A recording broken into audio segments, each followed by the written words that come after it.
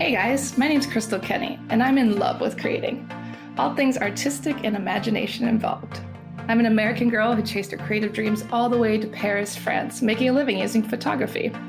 This podcast takes you inside the stories of all the artsy folks I've met along the way and gives you that extra push to discover your creative gifts. The desire to create is deeply inside each and every one of us, and I give you the tools and inspiration to find a new way of living a more creative life. This is La Vie Creative, the podcast.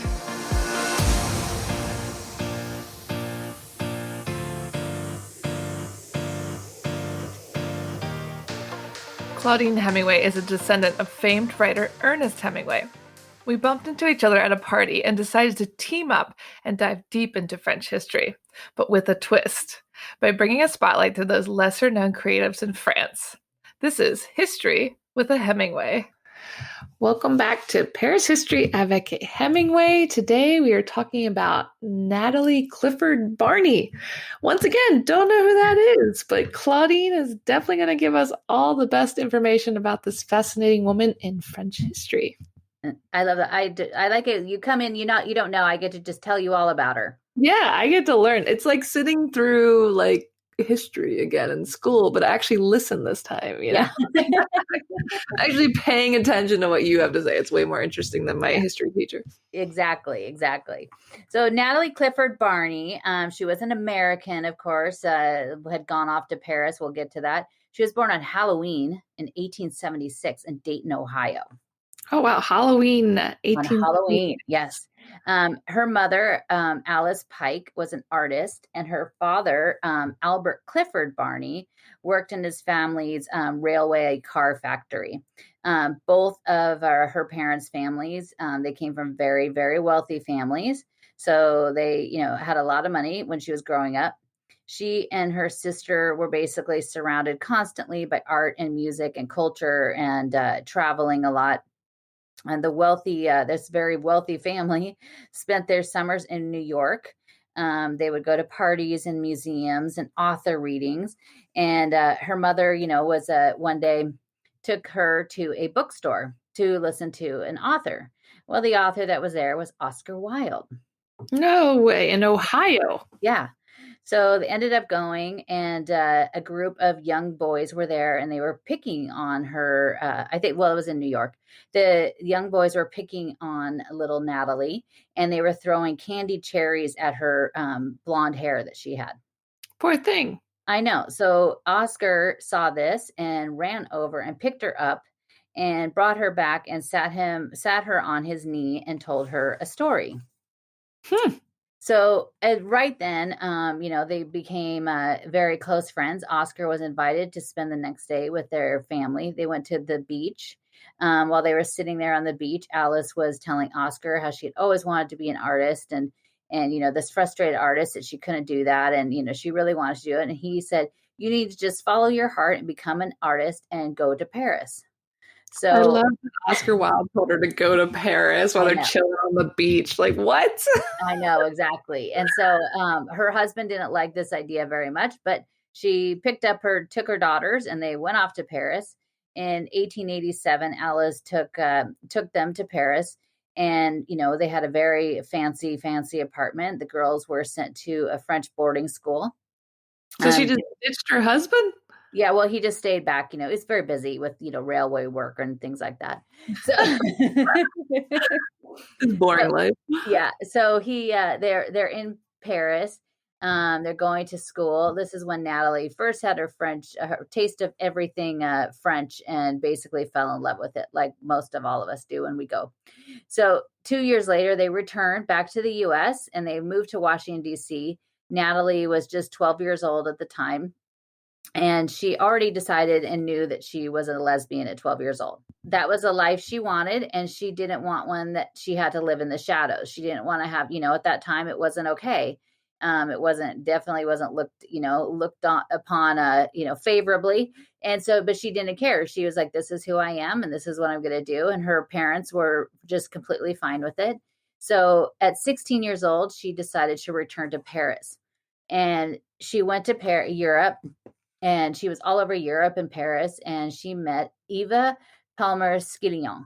in Spain. And she was fascinated by this beautiful woman with red hair and green eyes. Eva returned to Paris with her, and they moved into an apartment. Wow. So she knew at six, oh, she knew at 12 she was a Yeah. lesbian, and her parents were supportive of this. And then Yes, she ran away to Europe and fell in love with a beautiful Spanish woman. at 16. This all sounds so advanced for this I period. know.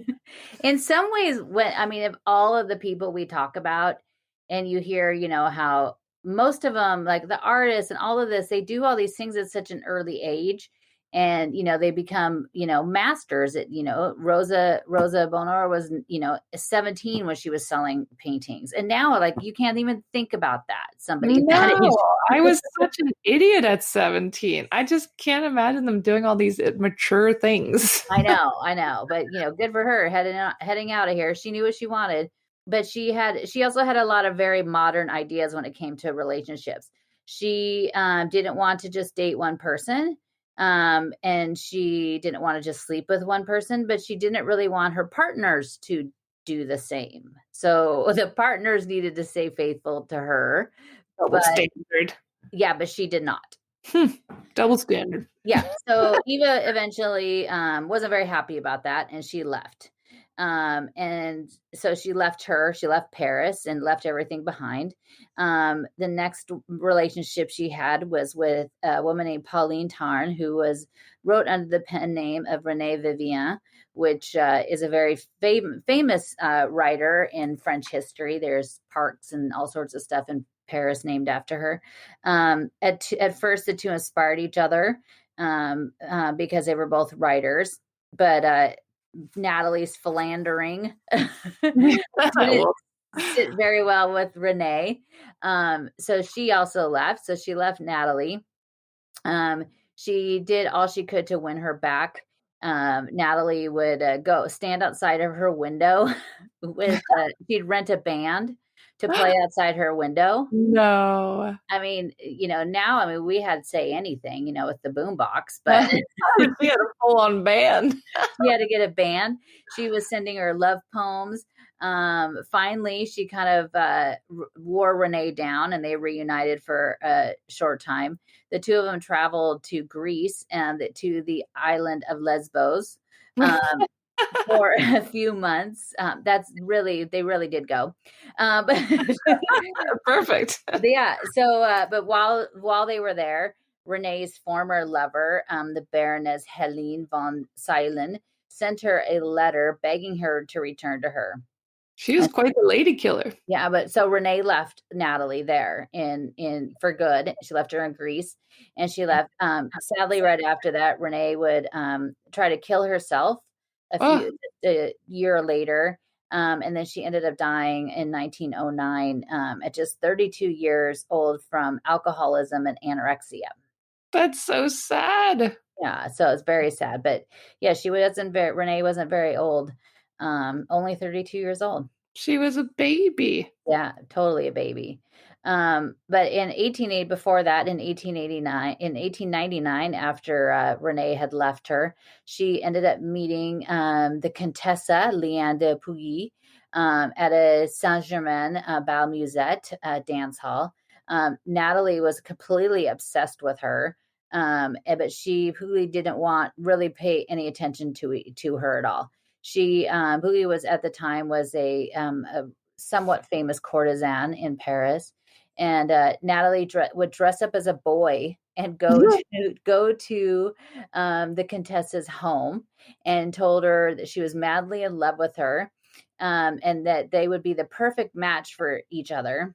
That's so funny. Yeah, and also because they both had, the same thoughts on fidelity, that, just do whatever you want, sleep with whoever you want. Well, yeah. Yeah, so the two of them actually became involved off and on for about a year. But that didn't, of course, go in very well. Pouilly was a very talented writer herself, and Natalie, in her novel that she wrote in 1901, Sapphique, she made Pouilly made Natalie a household name. So everybody in Paris knew who Natalie was at this time. Good connections. Yeah, very good. So she had a, everything that Natalie wrote had a very heavy lesbian theme through the books. And, but she would write it in a way that the critics never picked up on it. That was smart. Yeah. So, but not her father. Her father did, and he was not pleased with her writing. The Barney family, and basically, she would have to write. They made her, if she was going to write, she had to write under a pen name, and so she had to do that until her father died in 1902. But I thought they were supportive of her gayness. They were, but maybe not when she published it. Not in book form. And they were a very wealthy family. But upon his death, she ended up inheriting a very large sum of money. And so she, was still in Paris. She was living just right outside of Paris in Neuilly. And she ended up starting to hold weekly salons at her apartment in Neuilly. And everybody came, including Colette, who one time even performed as Mata. She dressed up and performed. Mata Hari was there as well. Paul Claudel, our mean, horrible nemesis of Camille Claudel. He would even come. It was probably before, he had his earth-shattering experience at Notre Dame. But in 1909, she held a huge play basically in her apartment, and there was lots of yelling and dancing, and it was the last straw for the landlord, who basically had too much and told her she had to leave. So in 1909, she had to move away from Neuilly. She got kicked out of her home. I wonder if it was super fancy back then too, because right now it's like where all the richest of the rich people live in Paris, right outside of Paris. Yeah, I think it's always been a little bit of that. If she definitely came into it a lot of money, and that's where she lived. Yeah, no problem. Yeah, but it was kind of a stroke of luck that this happened, because once she was looking for a place in Paris. She found a new home at number 20 Rue Jacob, which is just, steps away from the Église Saint-Germain-des-Prés.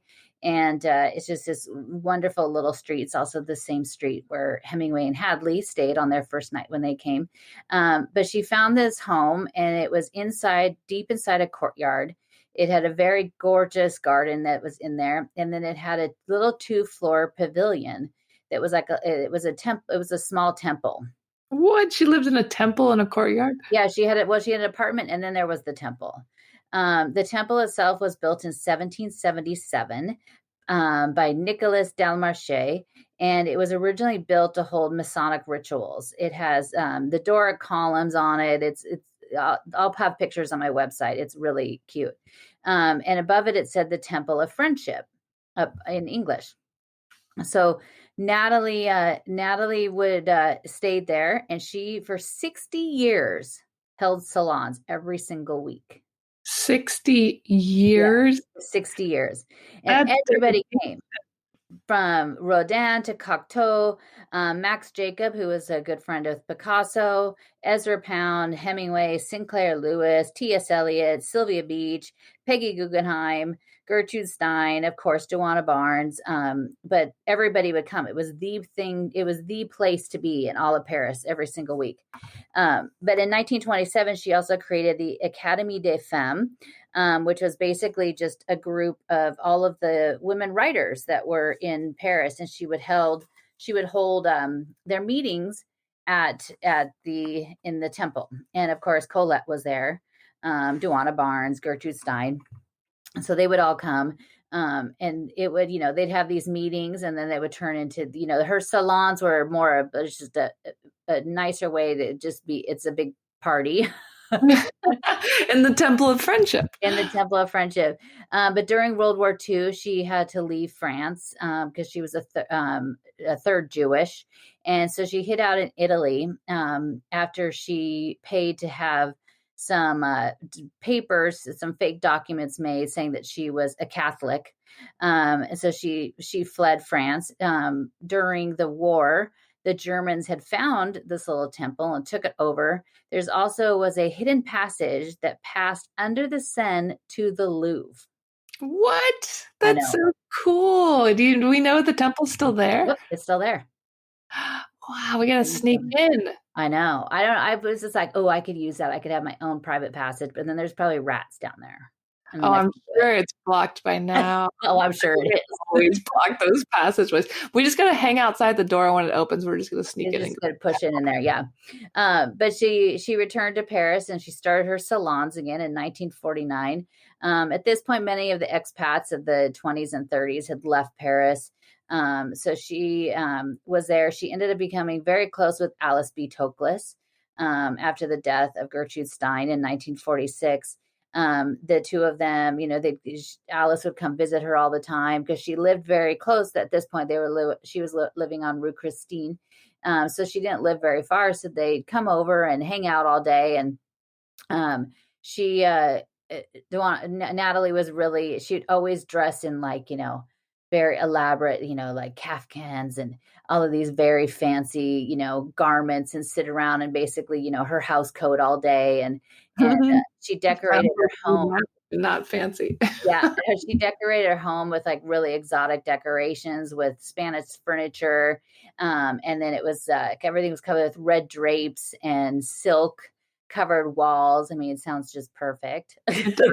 I love the idea of caftans and silk walls and just hanging out. Yeah, with ladies. Yeah, she had this long blonde hair. She was always wearing this red silk robe that she just basically spent every moment of the day in. That sounds like heaven. Yeah, it doesn't sound too bad. But after her father died, her mother was, had come to Paris. Her mom was in Paris, and she ended up meeting a man named Christian Hemingway, and he was just 26 years old. She was 61 years old. Love it. Yes. Her mother ended up marrying him. What? And marrying him. So, that's I guess good for him. I mean, she had a ton of money, but good for her too. She got her little young man. Yeah, she has her little young Frenchman. But her mom, she had that conversation with Oscar many years before that about being an artist. And so in 1911, she had created this sculpture. It was a life-size figure of a nude woman. She had this sculpture made. She decided to have it sent back to their family's home in Washington, D.C., and have it placed right in the middle of their front yard. Is it still there? No. So the neighbors were appalled because here's this life-size naked lady standing in the middle of these people's yard that they're never there. Nobody's at this house, but here all of a sudden, there's a naked lady. So what caused such a big issue is that they believed it was Natalie. It was her naked body. And so it caused such a stir at the time that the police were called. The police came and covered it up with a sheet because everybody in DC was coming to look at this naked lady in the middle of the yard. I love that she's just chilling in Paris with her 20-year-old boyfriend and sending naked statues back to DC. Sending naked statues, yeah. I mean, it's like nobody's even living at the house, and here comes this statue. Her mom sounds really cool. I mean, first off, she ran away to Paris with 2 young children and just ditched her husband. Yeah. And now she's hanging in Paris with her young French man. That's awesome. Yeah. So it's but I tried to see the statue doesn't exist. I searched for it for hours to see if I could figure out. But I mean, it's so funny. I mean, it's a naked statue. I mean, there's naked statues all over, in cities all over the world. Yeah, but at this time that was not okay. Yeah, well, and then also when it resembles her daughter. Yeah. They did later say that it wasn't. They said no, it wasn't her, but I mean, I guess the resemblance was pretty great. Yeah, I mean, her and her mom sound super cool. Yeah, they definitely marched to their own tune. But in the later years, Natalie refused to ever go see a doctor, and she started falling into. She wasn't feeling very good, falling into ill health. She and her longtime friend and attendant met at Berthe. Here's a Bert for you. She had been with her for 42 years, taking care of her. They ended up moving into the Hotel Maurice. The owner of her property on Rue Jacob tried to evict her. many times, and he even sold the property to Michael Debre, who was at the time the Minister of Defense. They tried to evict her. Her eviction order. They finally ended up getting an eviction order for her, but it didn't take place for 4 years. What? She couldn't even, the Minister of Defense couldn't even get her out of her. Couldn't even get her out of there. But it didn't stop her. But it didn't stop them. They would send the workers there. At one point, they wanted to tear down the temple. No. Yeah, but luckily that was stopped. And today, of course, it's still there. I will put the address for it on my website, and then you could go to Google Earth and you could actually kind of zoom in on, like the satellite for Google Earth. You could see it. I can't believe they were going to tear down that temple from the 1700s. Now it's protected. The French state protected, so it can't be taken down. Also, this is proof of why it's so hard to get an apartment in Paris. This is why we have to fill out so many papers, because it's so hard to evict somebody. To get rid of somebody. Yeah. Especially, it'd be great to live in the temple. Yeah, I'd move right into the Friendship Temple. No problem. Yeah. And it sits very far off back from the street. So, and that's the thing in Paris. You could walk by all those big, beautiful doors all the time. You have no idea what's on the other side of it. All these secret gardens and friendship temples. Yeah, where they were having their big parties and nakedness of running around. So what happened to her mom? Like, she just hung out with her man and then whatever? Yeah, her mom ended up dying in Paris. And Natalie, would inherit even more at that point. Natalie, she and Bert, we'll just use her middle name Bert because you love it so much. They were at the Hotel Maurice, and then she ended up actually dying there on February 3rd in 1972 of heart failure. She was 92 years old. These women live a long time. Also, I love that she moved into the Maurice Hotel, which is very expensive and very nice. Yeah. So she ended up, she was buried in Paris at the Passé, which is, really close to the Eiffel Tower. And her sister died 2 years later and was buried with her. Oh, they shipped her sister off to Paris? Yeah, her sister was in Paris off and on. She wasn't as wild and crazy as Natalie and her mother. Yeah, living the more reserved life like her father, it sounds like. More reserved life, yeah. But the, Natalie, anybody that was there at the time, you will find, that they were at her salon at one point. That's really cool. She's rubbing elbows with all the best of the best. Have you ever read any of her lesbian books? I haven't.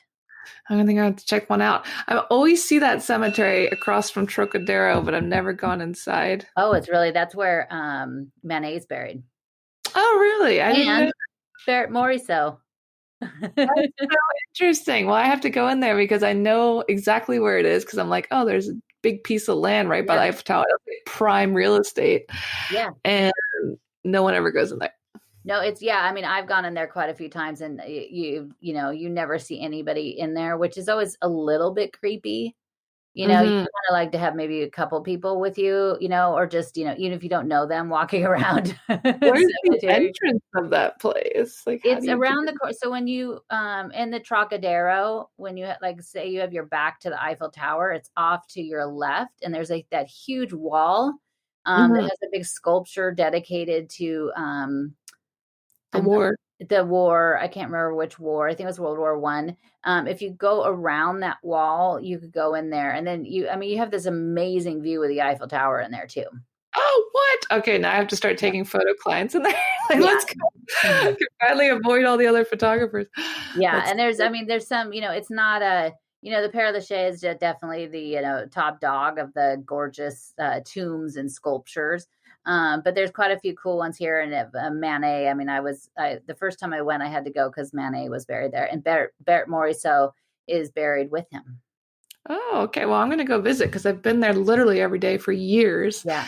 I've never wandered in there. Yeah. It's not as big. It's definitely smaller than even Montparnasse. Interesting. Well, thank you so much for more history. Now I know about another fascinating woman, and I want to go find that temple, and I want to read her books, and I want to wear caftans and paint my walls with silk. That's my favorite part, the red silk walls. The red silk walls are like giving me life right now. Yes. That could do me a lot of good. Well, make sure to head over to ClaudineHemingway.com, guys, to check out pictures, learn more, read more, and don't forget to join our virtual tours every Sunday where we walk live with you over Zoom and share history and fun facts about Paris as we show the city live on video. And we will see you next week. A bientôt. Thank you for listening to Paris History Avec a Hemingway. If you want to find out some more, you could always find me on my Instagram page, Claudine Bleu Blanc Rouge, and that's BLEU, as in the French way to spell it. And each day I post a daily history lesson about a person or a place or something in Paris, or it's lots of fun facts. And then also at ClaudineHemingway.com, where you can also sign up for my newsletter there.